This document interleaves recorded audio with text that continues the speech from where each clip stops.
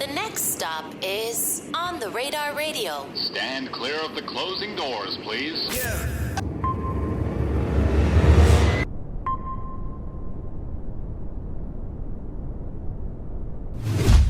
Yes, sir, baby. On the Radar Radio. Yo, special guest up in the building with me today. Squale is in the building with me today. Hello. How you doing, Gabe? You know, when people have like names that I feel like are easily mispronounced, right? At the beginning of the interview, I like to make sure that people know clearly how to say your name. Because my other favorite thing is like talking about all the other names that people like to call you. Oh man. What do you get? What do you get the most that's wrong? I'll let you know. The worst one I got was Squale. That was nuts, and that was on some that was at Hot 97 Summer Jam. The woman that was doing the social media, she was calling me Squale, and she put it on the Instagram too. I was like, oh man, you know what? I was like, you know what? We love it. We just let it rock. Yeah. But Squale, Squalls, Squall, all kinds of different names. It's my mom's maiden name. For real? Yeah, it's short for Pasquale. Okay. Yeah. That's what I kind of figured. Like, not like I thought it was like Pascal, but I kind of like I started catching that. Actually, I was with a boy, and my tag was chefing up like Squale. He just always called me, yo, Squale, and I was like, yo, you know what? If I was ever an artist, which I am now, that I would cut it short, because I used to go by Chef Pasquale. That's how I got the chef. Right. And I was like, yo, if I ever did become an artist, I would cut it short and be Squale. So Drake Fake helped you come up with the name. Yeah, pretty much. Low key, he don't even know. He was just calling me that, and I was like, yo, that's ringing. That's ring. Well, if he sees this now, he knows now, right? Yeah, right. He knows now. Thank you, man. Appreciate you, Drizzy. But no, that's fire. How he he obviously you had one of your biggest production credits with him, and then he also helped you to come up with your name. That's fire, bro. Yeah, yo. So it's a little bit of he'd be working in areas you don't even know. When you were obviously like you said, like you were known as a producer foremost, but was like the artistry stuff always going on at the same time, or was it something that you kind of thought about doing later on as you kind of went through trials and tribulations and all that? I'll be honest with you. I was always writing, and I was in the room a lot. My big bro, Orlando Wartenberg, he was at Atlantic Records at the time. And shout out Orlando, man. Shout out Orlando. He's at Capitol now. Orlando is the most realest, humblest person I've met in the industry. At the time, I had a record with my brother, rest in peace, P&B Rock, and I hadn't met P&B in person yet. And I was coming up to Atlantic Records a lot, and I met Orlando, and Orlando was like, yo, you never met Rock? He was like, yo, you gotta come to the studio. So, I had linked up with P&B Rock. We hit it off, and, we was rolling together for a while. And then what had happened was I feel like I just wasn't, at the time, working that much, and I wasn't catching placements. And not that I was really trying to, because I really just started producing records because I really wanted to work with Drake. And then when I got a record with Drake, I didn't think it was gonna happen so fast. And then when I caught a record with Drake, I kind of just fell back. And right after I had the record with Drake, my grandmother had passed away, and that kind of destroyed me. And so I knew I had to be around at the time because I had a big record out. So I just wasn't really working. I wasn't motivated to work. And a lot of my beginning placements, they just happened within that 6-month span. So, I got records out that don't have my name on it either, because, I was just telling people I wasn't working, and I didn't want other people to see that I was working with somebody else. Right, because then, your phone like, starts oh, ringing. Man, I thought you wasn't working. And I'm why like, you ain't send me a beat? Why you ain't do a song with me? Like, I know how that go. So even like, I wasn't really on it like that at the time. And when I had the record, like I said, and then I had to come back home. I had to take care of my grandpa, and which was a blessing, because being in New York, I really didn't know a lot of people in New York, because I was kind of just going from Toronto and LA a lot, and which is funny because I'm from New York. So like when I came back to New York, I really didn't know nobody. Lon Ray Gaba, she's the president of Urban now at Atlantic Records. She had called me one morning, and she was like, "Hey Cam, can you come down to Jungle City Studios? We're having all the like producers and writers come play beats for all the A&Rs and stuff like that." So I was like, "Yeah, sure." So I got ready and I went down there, and that's really where I met Orlando, Mm. and hit it off with Orlando, and he just helped me so much coming around in New York and being around, going to the studios, and he really taught me a lot of game in the beginning that I didn't know, and I really respect him a lot. He's such a legend, man. Like Yeah, I shout got out so O. much respect for O, but I fell off track. But Orlando's the one that told me to rap. He was like, "Yo, you fire, like you're good at writing and you make the beats." And at the time, like I said, I was really motivated to make beats. Also, a thing that happens a lot is that you might have a lot of records with people, and then the records don't come out because they don't make the album, or they just they might be old. Yeah. You know what I mean? You record Outdated. new stuff. Yeah. Yeah.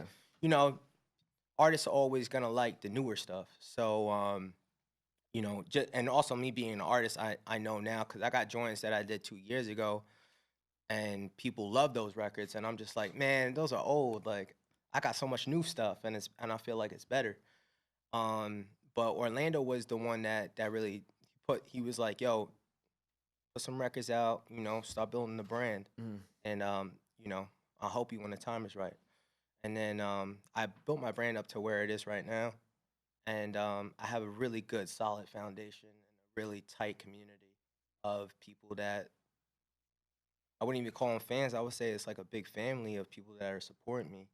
When it comes down to merch, when it comes down to just supporting the music and following me and being consistent on social media Mm. and stuff like that. And I learned early on you don't need the biggest fan base to make money. Right. Even though like my music, it's not really money driven. I never made music for the money. I just did it because I liked it and I loved it a lot. And just working on it endless hours, which I feel like once it becomes like a lifestyle, you really don't stop, right? So it's just like just what it is every day. And you know, in the last couple of years, I started shying away from like smoking weed. I don't drink anymore. I haven't drank in like 3 years, and I don't eat meat anymore. I just kind of got away from all that. I feel like the things that was kind of Devices? distracting me. Devices? Yeah, just distracting. Um, and just feeling better. Like I mentioned before. The hot yoga kind of changed my life too. Right. Yeah, and I like. Have you ever been to a Russian banya? No. Nah. What is it? Russian banya is like it's like these really intense saunas. It's like the size of this room, and it's these really intense saunas. So I do a workout called Fire and Ice. So it's where you go from an ice plunge to hot sauna, and I do that for about 2 to 3 hours, probably like 3 or 4 days a week. Mm. It's really good. It's really good for your body. The sauna is extremely good. The heats go up to like 170, 180, and then the ice plunge go down to like 28 degrees. Mm. That sounds good. Yeah, man. Have you heard of Wim Hof? Mm-mm. Yeah, so they call him the Iceman. So I got put on the Wim Hof, and she called me the Ice. Nah. But yeah, so I got put on the Wim Hof, and he really goes into depth about like cold water and like what that does to the body, and builds your immune system and stuff like that. And when it comes to that kind of stuff, I'm all into it. Mm. Cold water builds your immune system. Yeah, Interesting. and your white blood cells. Mm. Really good for your skin. It's good for your heart. Sauna is really good for your heart. So sauna, if you do the sauna 20 to 30 minutes a day, daily, it decreases your chances for cardiovascular disease by like almost 86%. Okay. That's like I said, I take care of my grandfather, and he's gonna be 90 this year. God bless. And yeah, just with diet, the right herbs, I got him off all medication that he was on. Not that he was on a lot, but for 90 years old, his blood test and he's not on any medication. Like the doctors can't even figure it out. You know what I mean? But if you see him, he's healthy as a fox. He's in the car right now. He's a trip, man. That's fire. So Yeah. you like, so the time that you took away from doing music, you really kind of invested in yourself. Yeah, also it helps with the inspiration because I just feel like I'm just like in a whole different space, mentally, physically. I feel like when I was in a lot of sessions, and back then I'm just like smoking a lot of weed, eating out. You're in LA for 2 days. You're in 18-hour sessions. Then you're going to Atlanta. Then you in Miami. You know what I mean? You're just all over the place, and you're just in and out of sessions all the time. You kind of just eating junk food all the time and fast food, and I feel like it weighed down on my body a lot. And I just took a better health conscious like towards the other end of it.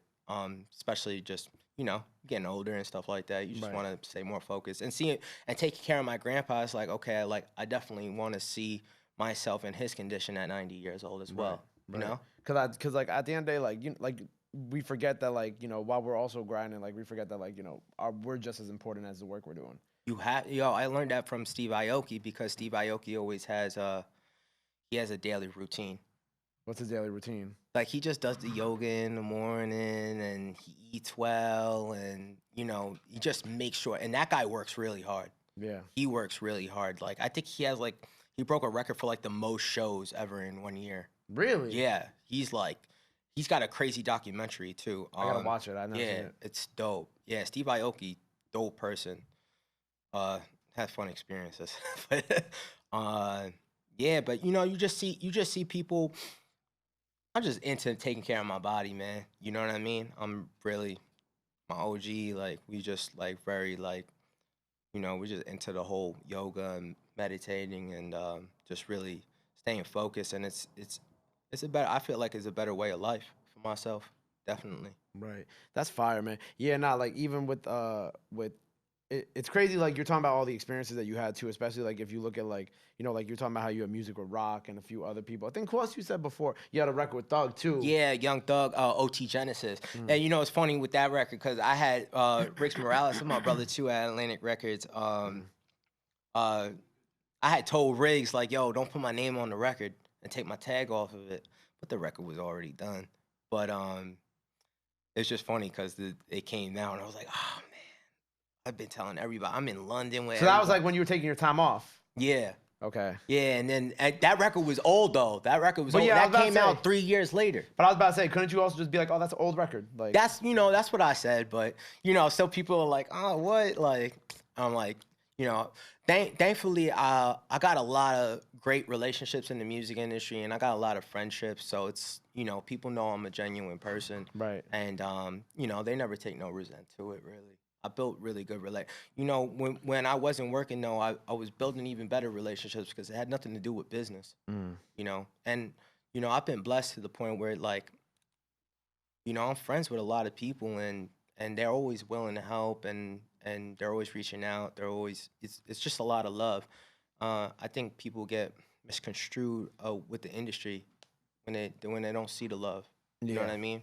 Yeah. But I'm not reaching for nothing. I'm not clout chasing or nothing like that. I'm just making music and just trying to get as many people to hear it and inspire as many people as I can. Right. So what are you doing like solely with your music right now? Like what's the plan currently? So I got a couple of records out right now. I've been getting a lot of support from DJ Stacks at High 97. He's been helping me out a lot. Y'all related? Who, me and Stacks? Nah. Okay. People say that. It's like it's in the face. That's why. Yeah, nah. People say that because my other homie, Exclusive, he did the beat for All the Way Up. Okay. Yeah, so everybody be saying we all look alike. Nah. But that's my brother though. We both from Staten Island, so. Okay. Yeah. So when I had the record with Drake, he had reached out to me, and because we both from the island, he's just very supportive from the jump. Yeah. And he's always been 100. He's one of the most genuine people I met in this industry as well. Shout out Stacks. Yeah, shout out Stacks. Plus, Stacks got me in that carbone heavy. Like I eating so much pasta, man. Last year was crazy, but we were going to carbone 4 or 5 times a week. That's crazy. That's 4 to 5 times a week at Carbone is insane. Oh man, yeah. My accountant was not happy. But yeah. So I had released I had a couple of records that I had released. I had some success, and this year I'm just really about like turning up. I had a couple of setbacks. My grandpa had fell down and broke his shoulder, and I had released this time last year my song 6 Degrees. Yep.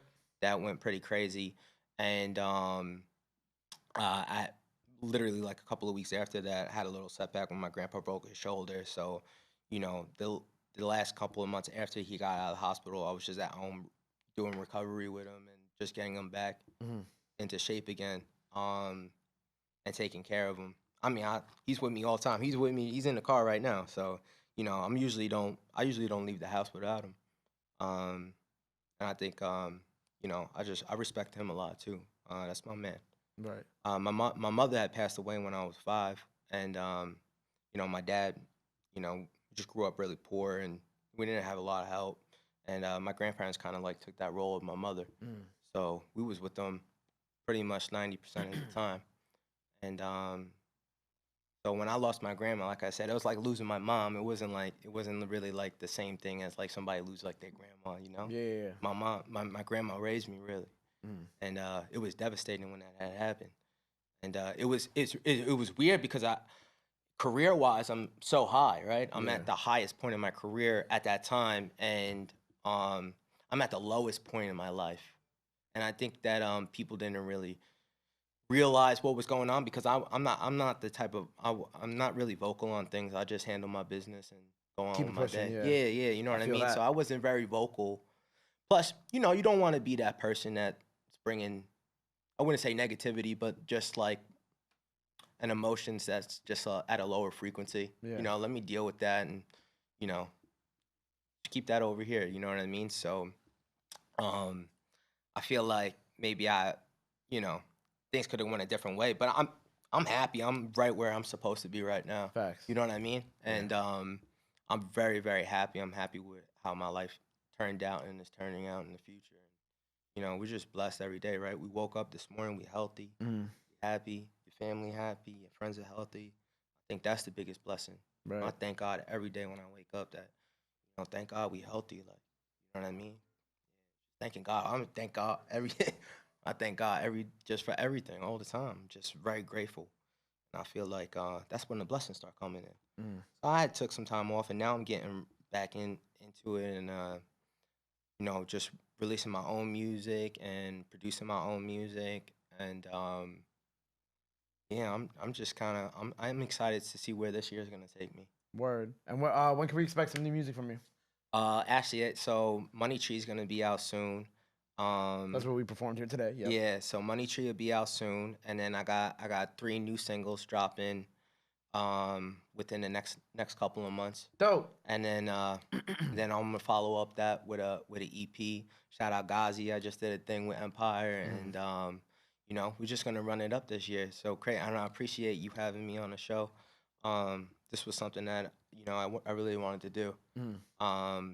And we figured it out. We've been all over the place. I know you're busy too, and you know, we're appreciative that we're here as well, you know. Word. And I appreciate you being here. Nah, man, that's love, man. 100%. I appreciate you being here. So singles coming up, Money Trees single on the way. That performance, by the time you're watching this, that's out now. So go check that out. What else we got going on? Before we get out of here, anything else you want to let the people know, where they can follow you at, all that good stuff? This camera man. right here. At Squale everywhere. At SQUALE. Twitter, that boy Squale. You can follow me anywhere. Papa Squale on YouTube. Spotify, at Squale. You can find it. Single out right now, 6 Degrees. Be patient with me. I'm coming. There you go. Well, make sure you go follow him. Be patient with him. New singles on the way. Money Trees on the way. If not out now, make sure you go stream that. Go round the performance. That's out now. Go follow him. Go show him some love. Go show him some support. Love is free. Support is free. But try renew that. Till next time. Squally in the building. On the radar. We out. Boom. I got it. Love, bro.